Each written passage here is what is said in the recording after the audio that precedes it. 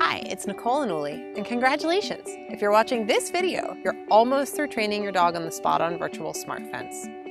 At this point, your dog should be staying within the boundaries of the smart fence, even when there are exciting distractions going on outside of the fence area. The next step is to basically double-check your training by watching your dog in the yard. The idea is to make sure the training has sunk in before using SpotOn at other locations. You should also still have the training flags up as a visual cue. These can be removed gradually as your dog proves they know their boundaries. Let's get started.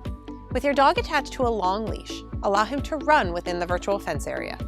If your dog is responding well to training overall, doesn't have a history of running away from you, or you're not in an area that would be dangerous should he leave, you may choose to drop or unclip the leash for this step. While you're observing him, you need to stay outside in the yard. Alternate between playing and training, and then momentarily preoccupy yourself with another task within the virtual fence area. If your dog triggers the alert tone or the warning tone and returns to the center of the fence area, praise him and give him a treat or play a quick game with him. If your dog ignores the tones and leaves the fence area, go get him, walk him back into the virtual fence area. If you notice your dog testing his boundaries, take a few steps back. Take a couple of days to give your dog a refresher course by proofing your boundaries on a long leash. If your dog runs through the warning tone more than 3 times, increase the level of static correction by 1 and do some more perimeter training. If your dog has proven that he will stay within the boundaries, even with distraction, you can begin to let him have some freedom. It's still best to stay with him in the yard, but you can be busy versus watching his every move.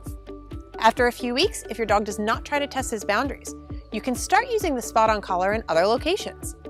But it's going to take a little more work. See our other videos for more information on training new fence locations. Remember, even though he's trained, you still may need to have a refresher every once in a while.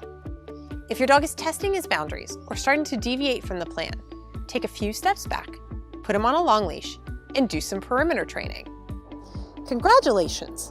You're through training your dog on the SpotOn Virtual Smart Fence.